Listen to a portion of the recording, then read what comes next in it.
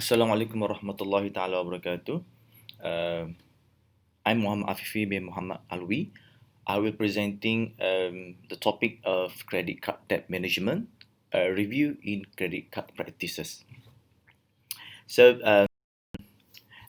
for introduction, the usage of credit cards becoming an essential medium of payment and credit facility among today's consumer.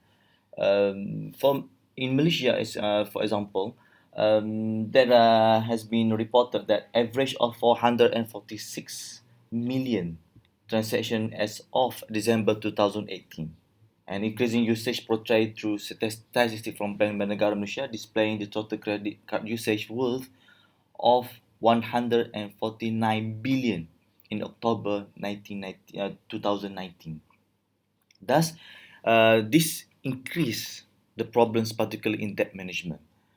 Okay, there is many study discuss this problem in debt management, such as irrational spending among Malaysian society, as about financial knowledge also has significant impact on personal management among generation Y, and there are also impact of debt on consumer in terms of health, mental, personal financial survival, and so on. But there is still a lack of study of debt management practices among credit card user. Okay, this research applied systematic literature review method to study existing literature review due to numerous advantages. Okay, because we are doing performing SLR method. SLR method will clearly SLR method will easily introduce to the. Okay, the systematic literature review is one way to study existing literature more systematically by providing numerous advantages than the conventional style literature review. This process enhances a clear article retrieving process, a more prominent area of research and non-biased objective. The study attempt to contribute uh, to existing knowledge by expanding through a systematic literature review on debt management practices among credit card users. Okay, we go to methodology of systematic research review. The review protocol we are using Prisma. Prisma stands for Preferred Reporting Item for Systematic Review and Meta Analysis. Basically, Prisma is commonly used in management-related research field.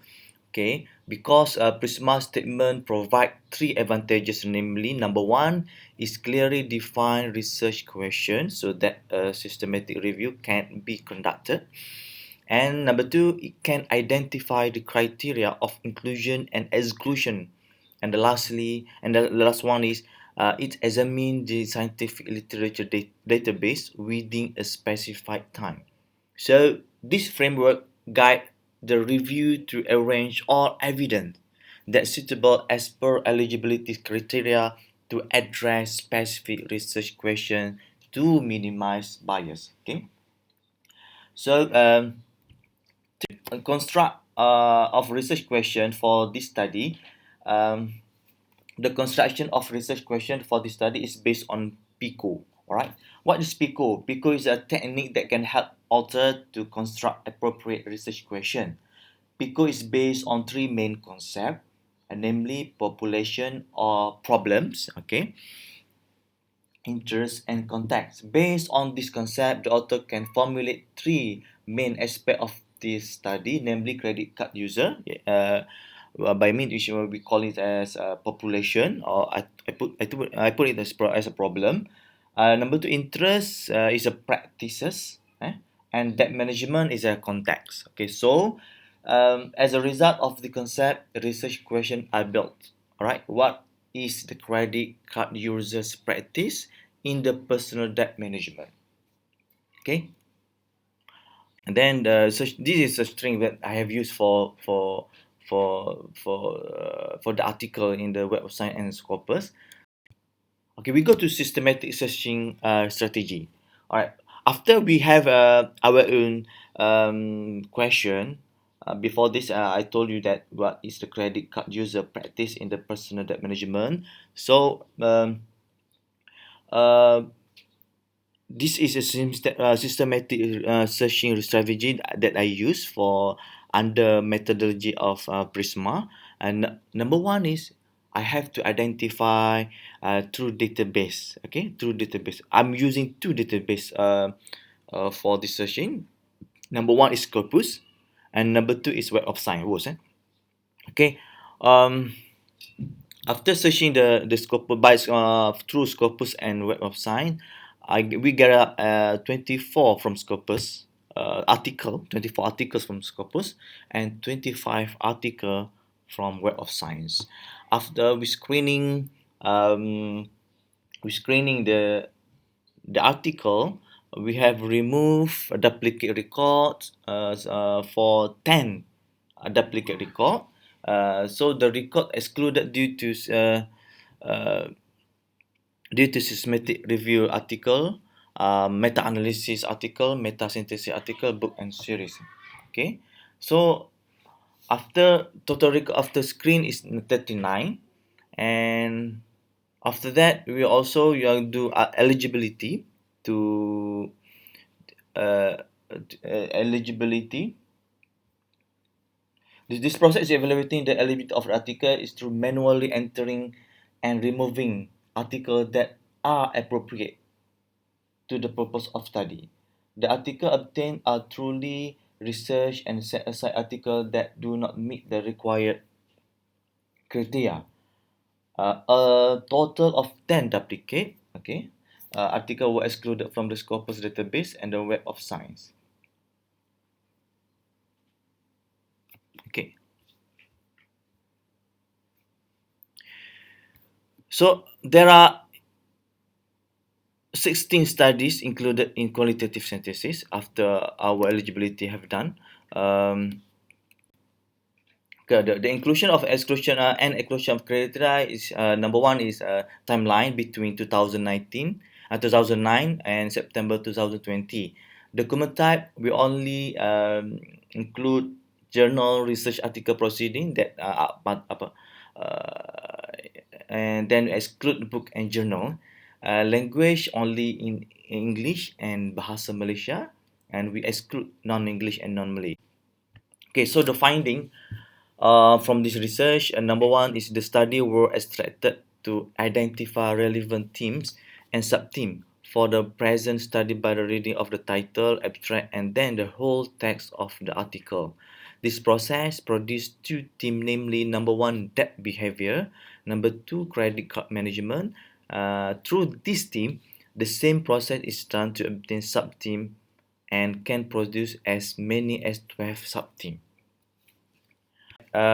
This is team and sub team that we gather from the article. Basically, there are two team that behavior and credit card debt behavior. There are 16 article we have review, and then the article um, the finding is number one is that behavior. There are 8 sub theme from that behavior. Number one is financial literacy.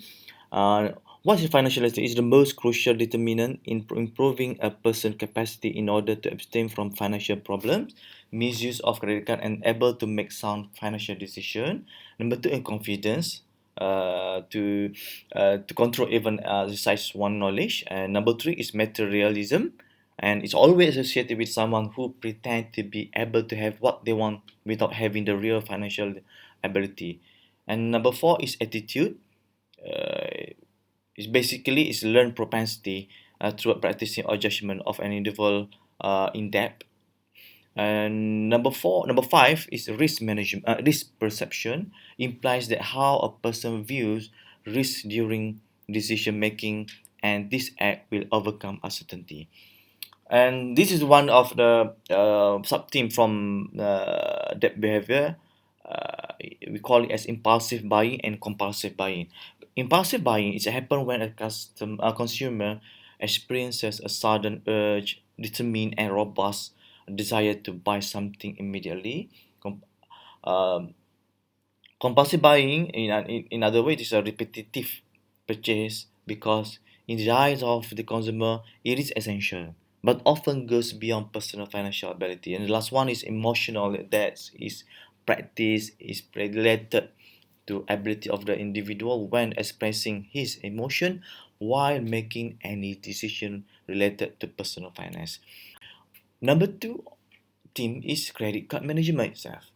Number one, the sub team for the credit card management is the convenient user, are the pattern of repayment by the credit card user in full payment of all credit card expenses within the stipulated period. And number two is a revolver category, is the minimum payment pattern. It's according to the amount set by the credit card issuer. For discussion, there are two themes that emerge from the review to answer the objective for this review. So, to understand that behavior may improve the hardness situation borne by credit card user through identifying the ample reason for the individual that involved in indebtedness. Apart of from making apparent differentiation between convenient and credit revolver, it can apply better risk management strategies upon credit card user more precisely. For conclusion, as a wrap up, the recent literature on credit card debt management exposed a basic understanding of how credit card user practice in debt management. Okay, it is crucial for credit card user to well organize between behavior and the debt management strategies to ensure their in healthy financial management. So that's all from me. Thank you for giving up opportunity to me to present this research in ISAP 2020. Jazakallah. Assalamualaikum warahmatullahi wabarakatuh.